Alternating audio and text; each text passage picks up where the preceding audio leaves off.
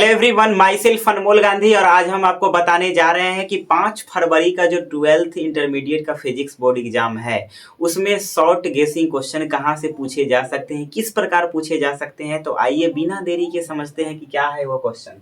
तो सबसे पहला क्वेश्चन है लॉजिक गेट, ध्रुव शक्ति और चुंबकीय फ्लक्स क्या है।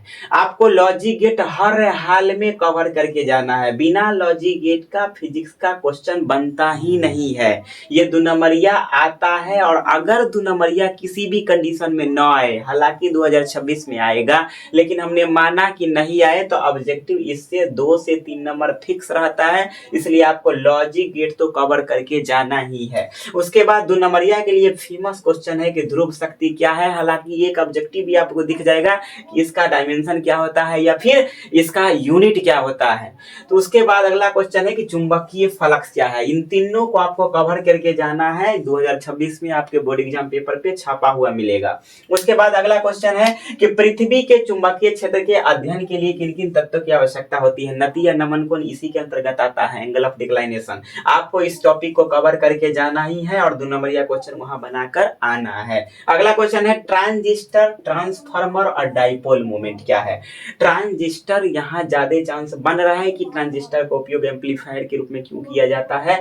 ट्रांसफार्मर से तो ऑब्जेक्टिव तय ही तय रहता है, हर हाल में ऑब्जेक्टिव 2 से 3 रहता है। 1 2 नंबरिया मतलब ऑल ओवर द 5 नंबर तो ये देकर ही जाता है, इसलिए ट्रांसफार्मर को भी साथ में लेना है। डाइपोल मोमेंट क्या है परिभाषित करे, यूनिट लिखे और एक ऑब्जेक्टिव आपको फॉर्मूला से भी दिख जाएगा। मतलब तीनों में से कुछ छोड़ने वाला नहीं है, इसलिए इसको कवर करके जाना ही है।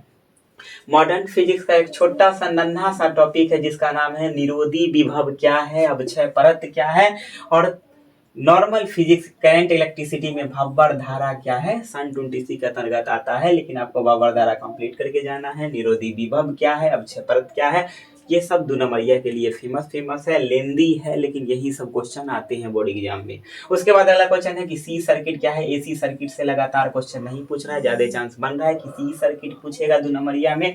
मेलस लॉ क्या है, विद्युत क्षेत्र रेखा के 2 गुण कम से कम आपको लिखने के लिए दे देगा। जाना पहचाना है, बहुत कम एफर्ट लगता है इसको तैयार करने में और अच्छा खासा नंबर भी आपको आ जाएगा। 2 नंबरिया के लिए इंपॉर्टेंट है। उसके बाद वेलोसिटी सिलेक्टर क्या है। वेलोसिटी सिलेक्टर इसको इग्नोर नहीं करना है क्योंकि यही बोर्ड एग्जाम में आता है और आएगा 2026 में।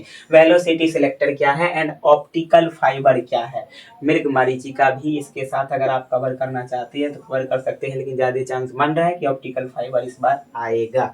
उसके बाद अगला है कि प्रेरकत्व क्या है। सेल्फ इंडक्शन या म्यूचुअल इंडक्शन से क्वेश्चन आते हैं, तो इसको कवर करके आपको जाना ही। फैराडे लॉ भी अगर आप चाहें तो इसमें कवर कर लेंगे।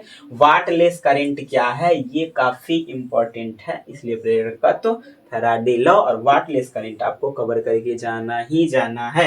ये सारा क्वेश्चन शॉर्ट के लिए है। उसके बाद अगला क्वेश्चन है कि ड्रिफ्ट वेलोसिटी क्या है, लॉरेंज फोर्स क्या है। ये दोनों टॉपिक आपको काफी इंपॉर्टेंट है, इग्नोर अक्सर बच्चे कर देते हैं, आपको नहीं करना है, इसलिए इसको कंप्लीट कर लेना है। उसके बाद मॉडर्न फिजिक्स का फिर क्वेश्चन आया है ऑप्टिक्स का है कि संपोषी और विनाशी व्यतिकरण क्या है। ये दोनों में आपको अंतर स्पष्ट करने के लिए भी बोल सकता है, नहीं तो इंडिविजुअल कोई एक पूछ सकता है, इसलिए इन दोनों को नहीं छोड़ना है। संपोषी और विनाशी व्यतिकरण क्या है। प्रतिघात, प्रतिबाधा और कलांतर क्या है। प्रतिघात बोले, प्रतिबाधा बोले या फिर कलांतर बोले, कहाँ मिलेगा, AC circuit alternative current chapter वाला में मिलेगा, इसलिए आप इसको कवर करके जाइए। और यही 2 नंबरिया का गेसिंग क्वेश्चन है, इससे बाहर आने की संभावना ही नहीं। आपको 10 क्वेश्चन इजीली बन जाएगा बोर्ड एग्जाम में। तो मिलते हैं आपसे नेक्स्ट वीडियो में।